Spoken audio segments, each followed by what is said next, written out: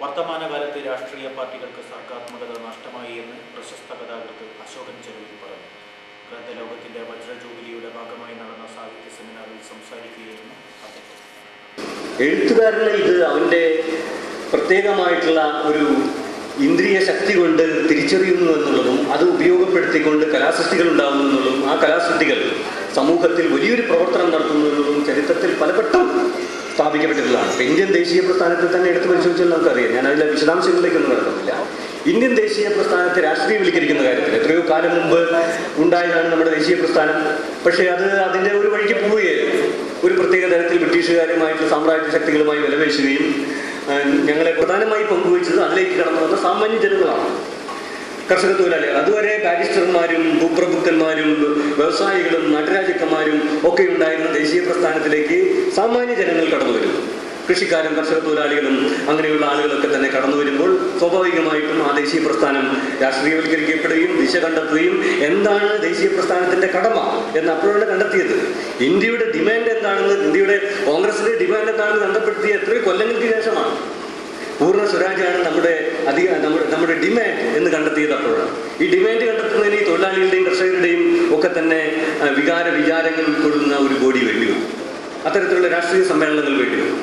പക്ഷെ തൊഴിലാളികളെയും കൃഷിക്കാരെയും ഒക്കെ തന്നെ ഈ ഒരു ധാരയിലേക്ക് കൊണ്ടെത്തിക്കുന്നതിന് വേണ്ടി തൊഴിലാളികളുടെയും കൃഷിക്കാരുടെയും ജീവിത വികാരങ്ങൾ ദേശീയ പ്രസ്ഥാനത്തിന്റെ ഭാഗമാക്കി മാറ്റുന്നതിന്, അല്ലെങ്കിൽ അത്തരത്തിലുള്ള വികാരങ്ങൾ ലോകത്തിന്റെ സമക്ഷം അവതരിപ്പിച്ച് സ്ഥാപിക്കുന്ന കാര്യത്തിൽ ആ കാലഘട്ടത്തിലെ സാഹിത്യ സൃഷ്ടികൾ വഹിച്ച പങ്ക് വളരെ വലുതാണ്. മുൻഷി പ്രേംചന്ദിന്റെയും അതുപോലെ എഴുത്തുകാരുടെയും ഒക്കെ പങ്ക് ആ കാലഘട്ടത്തിലെ ദേശീയ പ്രസ്ഥാനത്തിന് മറക്കാനാവാത്ത ഒരു സംഗതിയാണ് എന്നുള്ള കാര്യം സംശയം. പ്രത്യേകിച്ചും കൃഷിക്കാർ എന്ന് പറയുന്ന വിഭാഗം നമ്മുടെ രാജ്യത്തുണ്ടെന്നും നൂറ്റാണ്ടുകളായിട്ട് നടക്കുന്ന ബ്രിട്ടീഷ് സാമ്രാജ്യത്തിന്റെ ഭാഗമായിട്ട് അവർ നരകയാതന അനുഭവിച്ചുകൊണ്ടിരിക്കുകയാണെന്നും അവർക്കൊരു ജീവിതമുണ്ടെന്നും അവർക്ക് വീട് വേണമെന്നും അവർക്ക് ഭൂമി വേണമെന്നും അവർക്ക് കന്നുകാലികളുണ്ടെന്നും അവർക്ക് തീറ്റ വേണമെന്നും അങ്ങനെയുള്ള സംഗതികളൊക്കെ തന്നെ ഇന്ത്യയിലെ രാഷ്ട്രീയ നേതാക്കന്മാരും പണ്ഡിതന്മാരും അക്കൂട്ടത്തിലെ ബാരിസ്റ്റർമാരും എക്കണോമിസ്റ്റുകളും ശാസ്ത്രജ്ഞന്മാരും ഒക്കെ ആയിട്ടുള്ള മഹാന്മാരൊക്കെ തന്നെ മനസ്സിലാക്കുന്നതിനൊക്കെയാണ് പ്രധാനമായിട്ടുള്ള കാരണം ഉണ്ടായിട്ടുള്ളത് പ്രേംചന്ദിനെ പോലുള്ള എഴുത്തുകാരുടെ ഇടപെടലിന്റെ ഭാഗമായിട്ട്. അപ്പൊ അത്തരത്തിലുള്ള ഒരു പങ്ക് തീർച്ചയായിട്ടും ഏതൊരു സാമൂഹ്യ മുന്നേറ്റത്തിന്റെ കാര്യത്തിലായാലും, ഈ സാമൂഹ്യ മുന്നേറ്റത്തിന്റെ കാര്യത്തിൽ ഭാഗമായി നടത്തുന്ന പ്രതിരോധത്തിന്റെ കാര്യത്തിലായാലും എഴുത്തുകാരന് ഈ ഒരു പങ്ക് വഹിക്കാൻ കഴിയും എന്നുള്ള കാര്യത്തിൽ സംശയം. ഇങ്ങനെ വഹിക്കുമ്പോഴാണ് സമൂഹത്തിന്റെ സർഗാത്മകതയിലേക്ക്, ഇങ്ങനെ എഴുത്തുകാരന്റെ പ്രവർത്തനത്തിന്റെ ഫലമായിട്ടാണ് സമൂഹത്തിന്റെ സർഗാത്മകത എന്ന് പറയുന്ന സംഗതി ഉണ്ടാകുന്നത്. സമൂഹത്തിന്റെ സർഗാത്മകത എന്ന് പറഞ്ഞാൽ വലിയൊരു വിഷയമാണ്. അതിലേക്ക് മുഴുവൻ ഞാൻ കടക്കാനൊന്നും ഉദ്ദേശിക്കുന്നില്ല. എനിക്ക് അതിനെക്കുറിച്ച് ചെറിയ സാമാന്യം ധാരണകളെ മാത്രമേ ഉള്ളൂ. നമ്മുടെ സമൂഹം ഇപ്പോൾ നേരത്തെ നടത്തിയ പ്രഭാഷണങ്ങളിലൂടെ അഭിനന്ദരായിട്ടുള്ള മേധാവിത്വം മനസ്സിലാക്കും. അപ്പോൾ എന്താണ് പ്രശ്നം?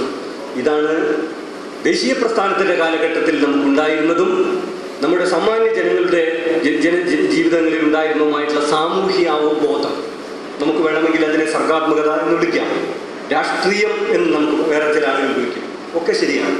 ഈ സാമൂഹ്യ അവബോധത്തിന്റെ നഷ്ടം, വ്യക്തിയിൽ നിന്ന് സമൂഹത്തിലേക്ക് ഉയർന്നു വന്ന മനുഷ്യൻ വീണ്ടും സമൂഹത്തെ പാടെ ഉപേക്ഷിച്ചുകൊണ്ട്, സമൂഹത്തെ മാത്രമല്ല ഭൂതകാലത്തെയും ഉപേക്ഷിച്ചുകൊണ്ട്, ഭൂതകാലത്ത് മാത്രമല്ല ഭാവി കാലത്തെയും ഉപേക്ഷിച്ചുകൊണ്ട്, മനുഷ്യൻ ഭാവി കാലത്തെയും ഉപേക്ഷിക്കുന്നു, ഭൂതകാലത്തെയും ഉപേക്ഷിക്കുന്നു, ചരിത്രത്തെയും റദ്ദ് ചെയ്യുന്നു, അനുഭവങ്ങളെയും റദ്ദ് ചെയ്യുന്നു.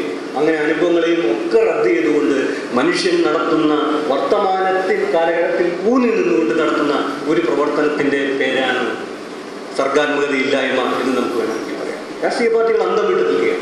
കാരണം അവരൊക്കെ തന്നെയും ഒരു സർഗാത്മക പരിസരത്ത് പിറവിയെടുത്താണ്. ആണ് നമ്മുടെ ഒരു